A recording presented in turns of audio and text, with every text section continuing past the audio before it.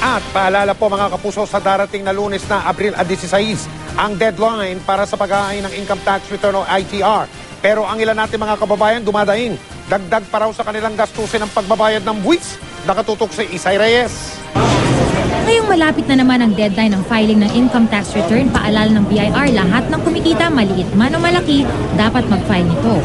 Pero ang ilang jeepney driver dumadaing. Kailan na kayo katagal hindi nagpa-file? Mga 8 years na siguro.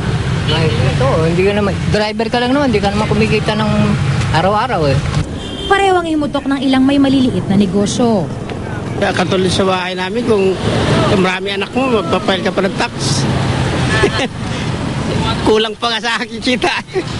Actually, siguro, pwede siguro kung ang ganyan pag yung malaki ang kita.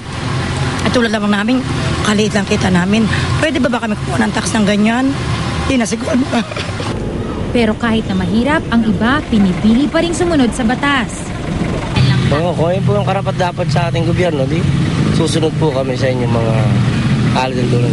Bakit po? Kung yun po ba napagkasundo na lahat kasi parang naman sa gobyerno natin. Ayon sa BIR, maliraw kasi ang intindi ng mga tao sa paghain ng income tax return. Sa katunayan daw, maaari pa raw itong makatulong sa kanila. Basta kumikita ka at taxable yun, kailangan mo mag-file. Kung nag-file ka na at nakita mo na base dun sa tax table ng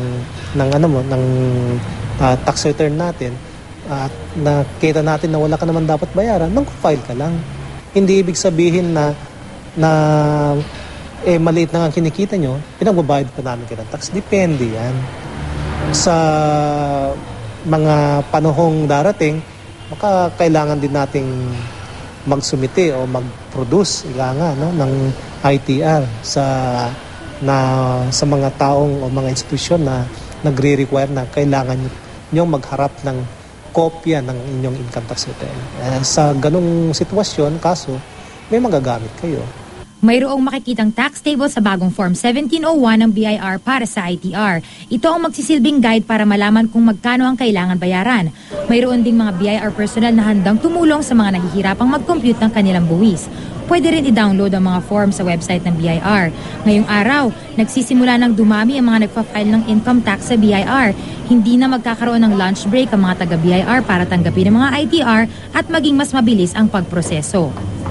Sa April 16 ang huling araw ng tax filing season, pero inaasahan na dadagsa ang maraming tao sa araw na iyon. May multa kasi ang lahat ng late filers, kaya't payo ng BIR para iwas aberya, mas mabuting mag-file na ng maaga. Isay Reyes, nakatutok, 24 oras.